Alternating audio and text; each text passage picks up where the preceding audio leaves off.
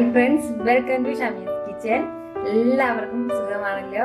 ഇന്ന് നമ്മൾ തയ്യാറാക്കുന്നത് വളരെ സ്പെഷ്യൽ ആയിട്ടുള്ള കുട്ടികൾക്കെല്ലാം ഒരുപാട് ഇഷ്ടപ്പെടുന്ന നല്ലൊരു ബിസ്ക്കറ്റ് ആണ്. വളരെ എളുപ്പത്തിൽ നമുക്കിത് തയ്യാറാക്കാനും പറ്റും. എന്നാൽ ശരി, ഇതെങ്ങനെ ഉണ്ടാക്കുന്നേ നോക്കാം. ഇതിനു വേണ്ടിയിട്ട് ഞാനിപ്പോ ഒരു 2 കപ്പ് മൈദാമാവ് എടുത്തിട്ടുണ്ട്. ഈ 2 കപ്പ് മൈദാമാവ് ഞാൻ ഈ ബൗളിലേക്ക് ഇടുകയാണ്. ഈ കപ്പിൽ 2 കപ്പ് മൈദാമാവാണ് ഞാൻ എടുത്തിട്ടുള്ളത്. അതേ സെയിം കപ്പിൽ തന്നെ 1 കപ്പ് ഗോതമ്പ് മാവ് എടുത്തിട്ടുണ്ട്. അപ്പോൾ ഗോതമ്പ് മാവ് ഞാൻ ഇതിലേക്ക് ഇടുകയാണ്. ഇതിന്റെ കൂടെ തന്നെ ഒരു 1/4 കപ്പ് പൊടിച്ച പഞ്ചസാര കൂടി ചേർക്കുകയാണ്. 1/4 കപ്പ് പഞ്ചസാര ആ കപ്പിന്റെ അളവിൽ അളന്നതിന് ശേഷം മിക്സിയിൽ പൊടിച്ചെടുത്തതാണ്. അപ്പോൾ അതുകൂടി ചേർക്കാം.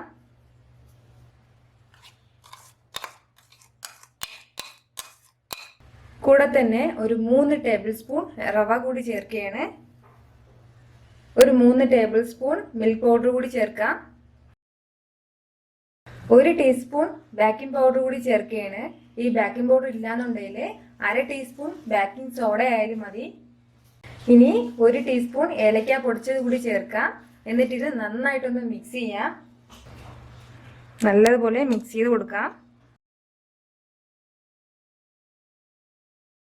ഇതിപ്പോ ഞാൻ നല്ലതുപോലെ മിക്സ് ചെയ്ത് വെച്ചിട്ടുണ്ട്.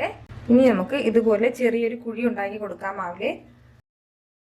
അതിനുശേഷം ഒരു 5 ടേബിൾ സ്പൂണോളം നെയ്യ് ചേർത്ത് കൊടുക്കാം. ഇനി ഇത് നല്ലതുപോലെ മിക്സ് ചെയ്യാം. കൈ വെച്ചിട്ട് തന്നെ നല്ലതുപോലെ മിക്സ് ചെയ്താൽ മതി. ഇതിലേക്ക് നമ്മൾ ഒഴിച്ച നെയ്യെല്ലാം നന്നായിട്ട് മിക്സ് ആവണം. ഇപ്പോൾ ഞാൻ നല്ലതുപോലെ മിക്സ് ചെയ്ത് വെച്ചിട്ടുണ്ട്. നെയ്യിൻ്റെ എല്ലാം നല്ല മണം വരുന്നുണ്ട്. ഇതിലേക്ക് നമുക്കിനി ചെറിയ ചൂടുവെള്ളം ചേർത്ത് കൊടുത്തിട്ട് നല്ലതുപോലെ കുഴച്ചെടുക്കാം.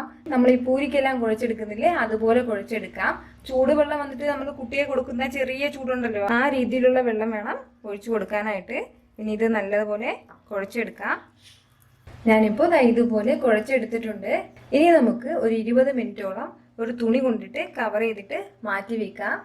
ഈ 20 മിനിറ്റ് കൊണ്ട് ഇത് നന്നായിട്ട് സോഫ്റ്റ് ആയിട്ട് കിട്ടും നമുക്ക്. ഇതിപ്പോ ഏകദേശം ഒരു 20 മിനിറ്റ് ആയിട്ടുണ്ട്. മാവ് ഇപ്പോൾ നല്ലതുപോലെ സോഫ്റ്റ് ആയിട്ട് വന്നിട്ടുണ്ട് കുറച്ചുകൂടി. ഇനി നമുക്ക് ഇതിന്ന് ഓരോ ചെറിയ ചെറിയ ബോൾസ് ആയിട്ട് എടുക്കാം. ഓരോ ചെറിയ ബോൾസ് ഉണ്ടാക്കാം. ഇതുപോലെ ഓരോ ചെറിയ ചെറിയ ബോൾ ഉണ്ടാക്കാം.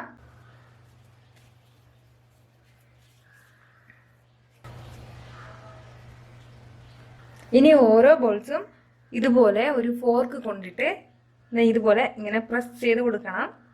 അപ്പോൾ ഇതിന് പുറത്ത് ഇതുപോലൊരു ഡിസൈൻ ഉണ്ടാവും. ഇതുപോലെ തന്നെ ബാക്കിയുള്ള ബോളിലും ചെയ്യാം.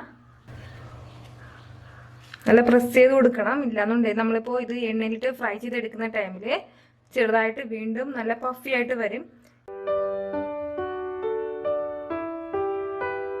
ഇതുപോലെ തന്നെ ബാക്കിയുള്ള എല്ലാ ബോൾസും ഇതുപോലൊരു ഫോർക്ക് വെച്ചിട്ട് നമുക്ക് ഡിസൈൻ ചെയ്തെടുക്കാം. ഇതിപ്പോൾ ഞാൻ എല്ലാം ഫോർക്ക് കൊണ്ടിട്ട് ഡിസൈൻ ചെയ്ത് വെച്ചിട്ടുണ്ട്. ഇനി നമുക്കിത് ഓയിലിൽ ഫ്രൈ ചെയ്തെടുക്കാം. ഓയിലിപ്പോൾ നന്നായിട്ട് ചൂടായിട്ടുണ്ട്. ഇനി നമുക്കിതിലേക്ക് ഓരോ ബിസ്ക്കറ്റ് ആയിട്ട് ഇട്ട് കൊടുക്കാം. ഫ്ലെയിം എപ്പോഴും ഒരു മീഡിയത്തിൽ വെച്ചിരുന്നാൽ മതി.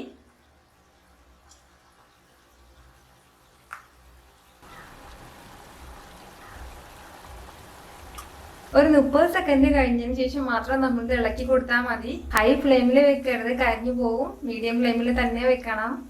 വളരെ ടേസ്റ്റി ആയിട്ടുള്ള നല്ലൊരു ബിസ്ക്കറ്റാണിത്. എളുപ്പത്തിൽ നമുക്കിത് തയ്യാറാക്കാനും പറ്റും. കുട്ടികളൊക്കെ ഒരുപാട് ഇഷ്ടപ്പെടുന്ന ഒന്നാണിത്. ഇത് നമുക്ക് ചെറുതായിട്ട് ഇളക്കിയിട്ട് കൊടുക്കാം. ഇപ്പോൾ നമ്മൾ ഇതിൽ നെയ്യൊക്കെ ഒഴിച്ചിട്ട് കുഴച്ചെടുത്തതിൻ്റെ പേരിൽ നല്ല മണമൊക്കെ ഉള്ള ബിസ്ക്കറ്റാണ്. നല്ല നെയ്യിൻ്റെ നല്ല മണമൊക്കെ കാണും. അതുപോലെ തന്നെ അത്രയും ടേസ്റ്റി ആയിട്ടുള്ള ഒന്നുമാണ്. ഇതിപ്പോൾ നല്ലതുപോലെ റെഡി ആയിട്ട് വന്നിട്ടുണ്ട്. ഇതുപോലൊരു ബ്രൗൺ കളർ ആകുമ്പോൾ വേണം നമ്മളിത് എടുക്കാനായിട്ട്. ഇതുപോലെ ഒരു ബ്രൗൺ കളർ ആകുമ്പോൾ വേണം നമ്മളിത് എടുക്കാനായിട്ട്. ഇനി ബാക്കിയുള്ളത് ഇതുപോലെ തന്നെ ഫ്രൈ ചെയ്തെടുക്കാം.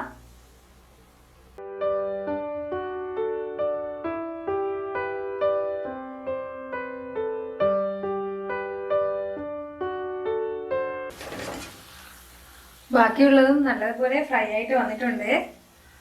ഞാനിപ്പോൾ ഇതുപോലെ എല്ലാം ഫ്രൈ ചെയ്ത് എടുത്തിട്ടുണ്ട്. നമ്മൾ ഫ്രൈ ചെയ്തെടുക്കുന്ന ടൈമിൽ കുറച്ച് സോഫ്റ്റ് ആയിട്ട് തന്നെ ഇരിക്കും, അത്രയും ക്രിസ്പ്നെസ് കാണില്ല. പക്ഷെ തണുത്തതിന് ശേഷം നല്ല ക്രിസ്പി ആവും ബിസ്ക്കറ്റ്. കുട്ടികൾക്കെല്ലാം നല്ലതുപോലെ ഇഷ്ടപ്പെടുന്ന ഒരു ബിസ്ക്കറ്റാണിത്. അപ്പൊ നിങ്ങൾ എല്ലാവരും ഉറപ്പായിട്ടും ട്രൈ ചെയ്ത് നോക്കണം. ഈ വീഡിയോ നിങ്ങൾക്ക് ഇഷ്ടമായാൽ ലൈക്ക് ചെയ്യാനും ഇത് മറ്റുള്ളവർ കാണണമെന്ന് ആഗ്രഹിക്കുന്നുണ്ടെങ്കിൽ ഷെയർ ചെയ്യാനും മറക്കരുത്. പിന്നെ നമ്മുടെ ഷമീസ് കിച്ചൻ ചാനൽ ഇതുവരെ സബ്സ്ക്രൈബ് ചെയ്യാത്തവരാണെങ്കിൽ ഒന്ന് സബ്സ്ക്രൈബ് ചെയ്തേക്കണേ. വീണ്ടും നല്ലൊരു റെസിപ്പിയുമായിട്ട് വരുന്നത് വരേക്കും ബൈ ഫ്രം ഷമീസ് കിച്ചൻ.